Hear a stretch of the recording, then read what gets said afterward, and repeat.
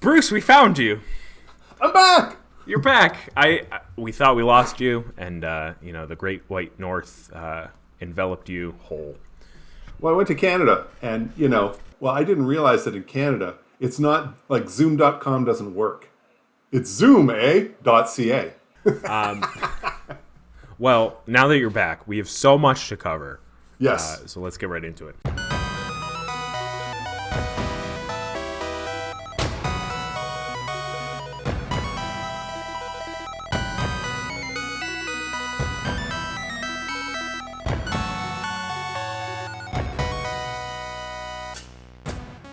Hello, and welcome to Temple of the False Pod, where our decks are not optimized, but our plays sure as heck are fun. I'm Andy. I'm Bruce. Yeah! He's back! And, I realized something that I didn't mention last week. Ooh. We're on to season 12. Yes. Look at us go. Yes, we are. This 12. season, you'll see some cool updates and changes to the show, but we are still us, and that's the important thing. We're going to try to tighten up these episodes, make them a little shorter. We're going to have some solo episodes because our schedules are all messy during the summer. But, with my Cali vibe and Bruce's Canada vibe, it's going to be a dope as heck time. Is that still in the lingo of today's youth? Dope as heck. You're asking the wrong guy. Today, with our messy schedules, we wanted to neaten things up. Yeah. Or organize it, if you will. We're going to come at you hard and fast today. Ooh. But no, we're talking about sorting and organizing. Card organization. I was on Twitter today, which means nothing to all of you out there because today is not really today. But today I was on Twitter and there was a very brief discussion about organization, and it's something that is, as bizarre as it sounds, something that's near and dear to my heart. As someone who has a library card catalog and has had one now for a long time, yes, I did find a way to immediately put that into the podcast. It's a privilege, Bruce. It's a privilege. Hey, it is. And how you organize is affected by a whole lot of things. So I just want to go through like knowing what you want and where to, and how to sort of guide and let that guide you. Because I think there's a lot of people who look at their desk and see stacks of Magic cards and just think, I want this organized because it's driving them crazy to have all these cards stacked everywhere. But they're not thinking about it past that one step. Or, their organization consists of, and then they just start stuffing stuff in a binder or tossing it all in a box just to have it gone. And it's like, this is not organization.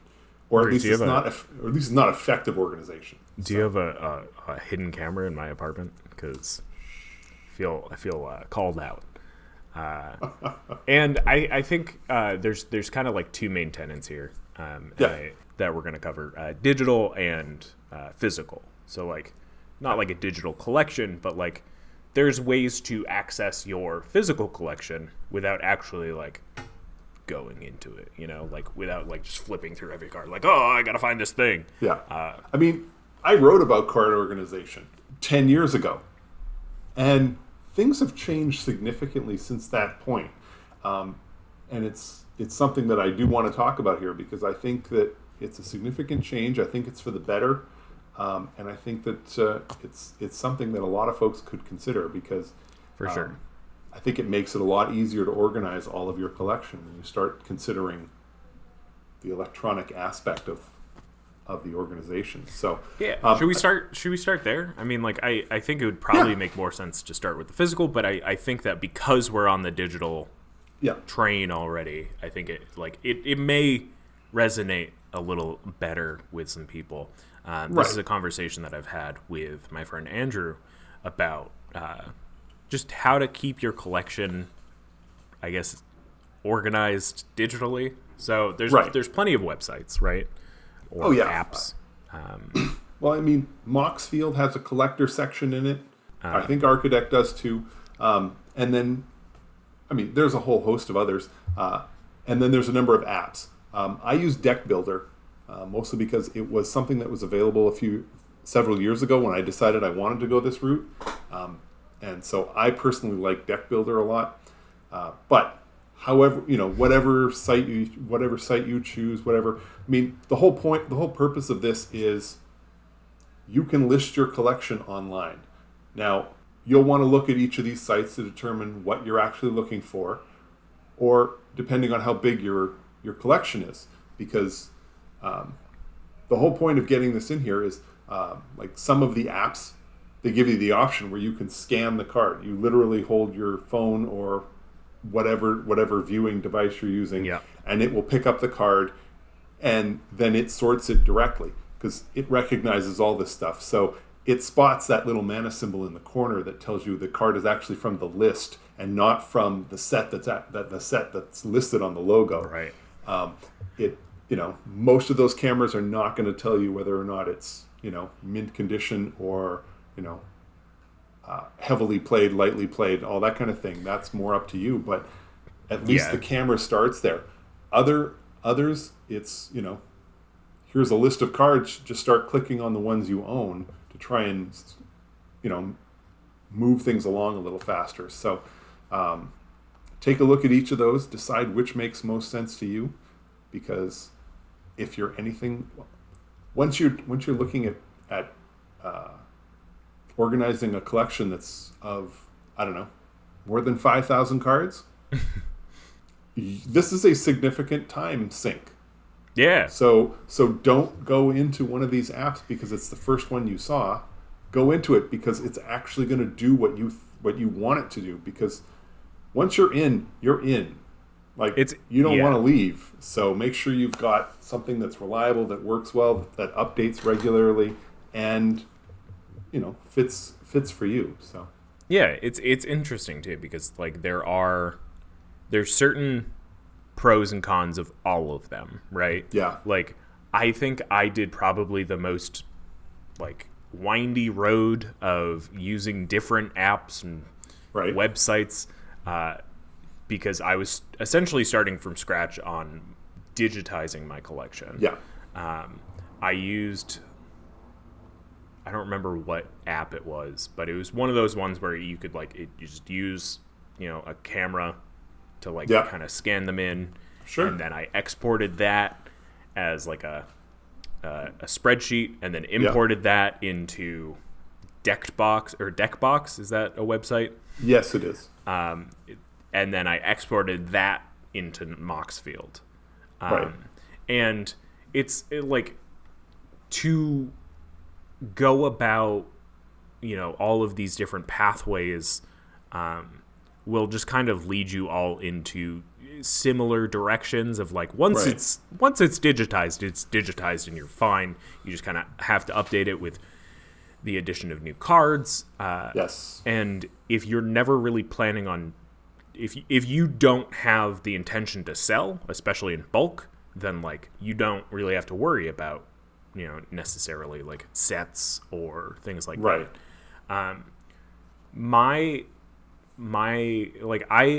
was going to use Deck Builder, but with Deck Builder's camera thing, you have to select certain, you have to select a number of sets, and it's just more taxing on how long it takes for it to recognize. So I went different routes, and it's sacrificing accuracy over speed. And it still took me a week.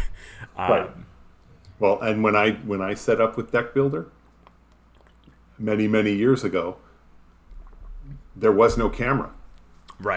So it was, here's my stack of blue cards, because that's how I had them organized, in my card catalog. So it's do the search, give me all the blue creatures. Great. And then it was scroll through, find it, tap, tap, tap, add this many copies, and you just went through. For me, at the time, I think I had 15 or 20,000 cards. it took months. Yeah. It took months because, it was something that I couldn't dedicate more than a few hours at a time, a few hours in a week to, and it's exhausting. It's just so holding a stack of cards, just searching and tapping and moving along, and you're trying to be very careful about making any kind of mistake. Because once it's in there, I've never gone back to check and make sure. So I'm sure that my collection is riddled with errors, but you're bound to, Yeah, I'm not going to go back through the 30,000+ cards I now own.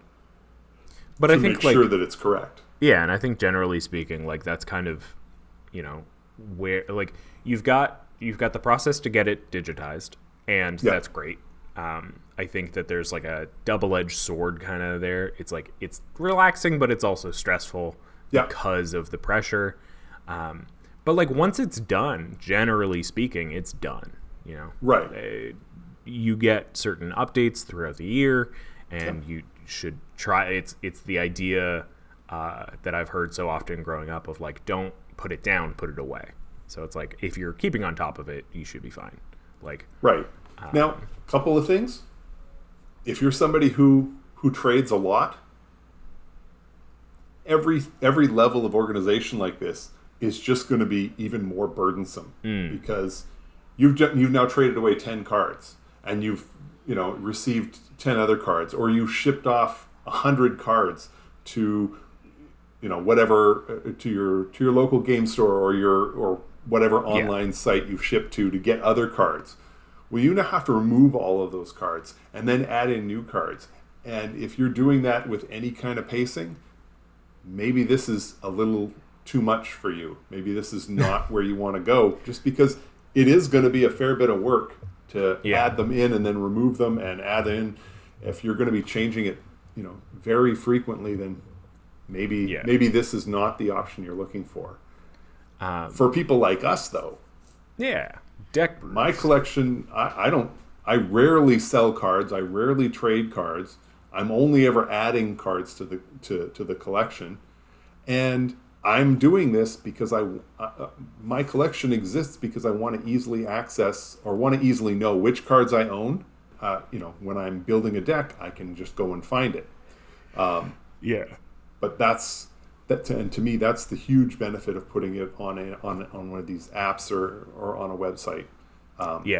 One of my favorite things about Moxfield, and I recently found this out about Architect as well, is the fact that obviously it's, for lack of a better term, cloud-based. So it's hosted on the website, your collection, and if you are to build a deck within that website, within that environment, it will tell you if you have that card in your collection. Granted, it won't tell you if it's also in another deck, but there's ways around figuring out, like, okay, is it in my physical collection or is it in one of my 12 deck boxes? But like, it will also tell you if you have that specific version, which is cool. So you don't have to just like keep, searching for a card that you may not have. But at the same time, like, it's really nice to know from the get-go whether or not, like, I built this deck with this card in mind, and I realized I don't have it, But I mean, now you've saved yourself the trouble of going to search for it. Exactly. Even if you have your paper cards perfectly organized so that you can immediately flip to that spot, having it on the app and the app just says 0 owned, you don't need to look at all. And to me, that's the big thing with the with the electronic. The other piece with that is how much do you actually have to organize your actual collection? Prior to the app, my collection had to be organized in a way that was going to help me find the cards that I wanted. So my collection was organized by color, by creature versus any other card type. And then even the creatures were subdivided into their costs. So, and that made sense when I didn't have an app, because I was looking for that. I was looking for X, so I would just go and look in that slot and look at what I had and pick one that made sense. But now that I have the app, all these extra layers are just more layers that I have to go through to get whenever I add new cards, I have to go through, resort them according to this system, and then put them in. Whereas realistically, if I just alphabetize the whole thing start to finish, it would be just as good. And probably better, because then I wouldn't make a mistake like, oh, I can't remember I thought the mana cost on this creature was 3, it's 4. Huh. Right. I missed it completely. But to me, that's the benefit. That's one of the primary benefits of having the app, of having it organized electronically, is it really it frees you up with the actual paper sort as far as how much you need to sort. So. Oh, for sure. And it's like it's both putting things in and taking them out. Like right. If you're so like generally speaking, before I really digitized, I had it creature, non-creature, and then even down to like sorceries and instants. And if you are like, oh, like I forgot this wasn't an instant, it's a sorcery, or and even on top of that, we're getting new card types every so often. We have battles now. We've got sagas, all these things, and when I resorted my collection when I moved here, I remember having this conversation with you. I remembered like, I should do this. Now I have it color and then alphabetized, which it feels much more, I don't know, like easier to handle. Like I feel like if I just did straight alphabetize, I would be like lost.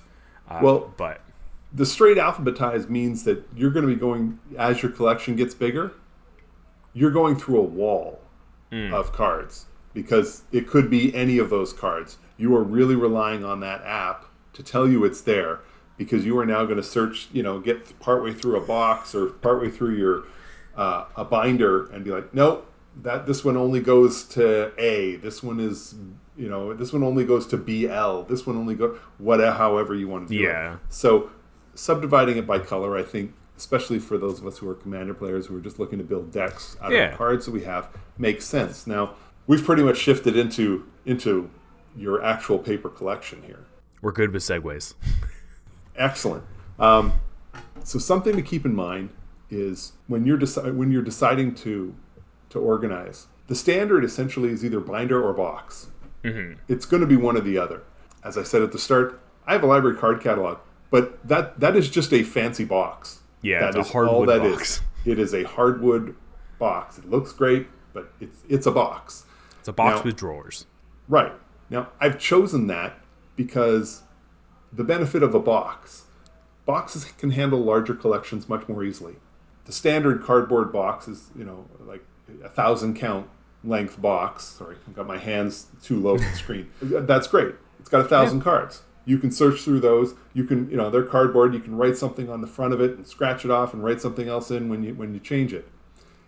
But you can hold a pile of cards. So even larger collections just sort of fit in that. If you've got 2,000, 3,000 cards and you're putting them in binders, well, even the longer binders that can hold 12 cards on a page, it's 12 cards on a page. Yeah. And even if you're like stacking up play sets, like it's still 1,000 cards in a binder at 12 pages, 12 cards. Well, I guess it's 24 because you flip the page over, but 24 cards per page. That's a lot. You're going to have a wall of binders as your collection gets bigger. And do keep in mind, your collection is going to get bigger. If you are one of these folks who are, just adding to your collection as you go, it's only going to go up. Yeah. It's only going to go up. With binders too, like for me, the hard part is like, okay, with binders, how are you then organizing it? Because like I feel like organizing in binders is much different than organizing in piles, like with boxes. Right. And my vice, I guess, with binders is like, okay, like, say you're breaking it down by set. Cool. Mm-hmm. But then you get like, whatever card and it goes between two. Then you have to shift everything, and then it's going to go off to the next page, and then you shift everything all the way down. And so like there's a lot more pre-work, like work to figure out how you're going to put it into that binder beforehand. Right. Or you're looking at a binder and just sort of assuming that you're leaving yourself gap space. Right. So okay, I'm going to put this here and then I'll have another page there. So you're not looking to fill every slot on the page. You're just being general to try and open it up a little. Yeah. And honestly, a lot of folks who do binders are folks who are sorting by set. Yeah. So you can have your set so that this is my Strixhaven binder. All the cards in there are from Strixhaven. And it works out. Wizards has a convenient numbering setup on the bottom of the cards if you're organizing this way. That's great for collectors. Maybe a little less so for those of us who play Commander because, well, how many versions of Swords to Plowshares? There you go. Yeah, right? Do you have? Well, great. Now you got to figure out what set you want it from. Right. Now, you got to figure out what set you want it from. So you grab it because you're going to get that one from Ice Age. You flip through, they're not here. They're already in a deck. So you put that one back and go find something else. Whereas if you're in a box, they're all stacked right there. Yeah. So, flip through the ones, pick the one you really want, throw it down, and it's ready to go for the next set. Yeah. Binders I don't have a lot of me. Yeah, I don't have a lot of experience with binders just because of the way I do collect. Binders just don't make a lot of sense for me. Yeah. Binders make a lot more sense for people that are trading.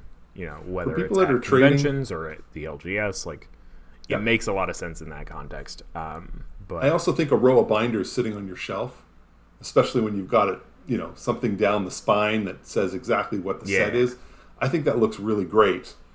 Whereas a row of cardboard boxes, you can work on that and make it look good, but it can also be a little bit of a pain. If you're trying to pull the third one from the bottom, then everything's thumping all over the place, and it can be a little awkward. My collection's in a couple 5,000 count boxes, which are the ones with or maybe it's a 4,000 count box, but they're all piled in like a cabinet closet type thing behind doors, so you can't really see how messy it is. And then I need to get something from the bottom box. It's a pain every time. It's always the bottom box, right? Always. And I think the thing with physical representations of your collection, ways to organize it, will always be case by case as well. I don't think that there's a be all end all of how to do this, whether it's the way you want to sort it or the way you want to store it. There isn't a be all end all because everybody's looking for something a little bit different from their collection. And honestly, the size of your collection affects how you organize. If your collection is 2,000 cards, then do you really need everything in perfect alphabetical order? Because at 2,000 cards, it means you're probably looking at 300 cards of each color. What is that? This much? 300 cards. I can pull that off and just sort of sort through it real quick, looking for cards. Yeah. So maybe you don't need the app yet. Maybe you don't need to make everything perfectly alphabetized so you can search to that one spot, because that level of maintenance is just not required for a collection that size. However, maybe you're a trader. Maybe there are other reasons. But I know we're getting close to wrapping here, but I wanted to go through just a couple of points, just that sort of are things you should consider before you start doing your organization. So, the first part is know what you want to get out of organizing before you even start. Looking at those stacks of cards, don't tell me that what you want is to get them organized. That's not a plan. That's just a statement. Right. Look at it and say to yourself, I'm a collector. So I want to organize by set because I want to try and get full sets. Okay, then that's how you want to organize your set. Maybe you can put them in binders because you'll know each, and then that way, every time you flip through a binder page, there's a blank spot that's driving you crazy because that card is missing from your set. Or maybe you're maybe you're a Commander player who is, looking to keep their collection down to like 200 or 300 cards, and they're just getting rid of all the other ones. Then maybe you need to sort it in a certain way so that it's easier to find. So that maybe you can sort and put all your mana rocks in one space, and all your all the cards that do card draw and all the or quote unquote staples, Yeah, right, by the cards staple. that you know that you're going to be using more often. Right, because your collection is more manageable. Right. However you want to do that, just think about it before you start.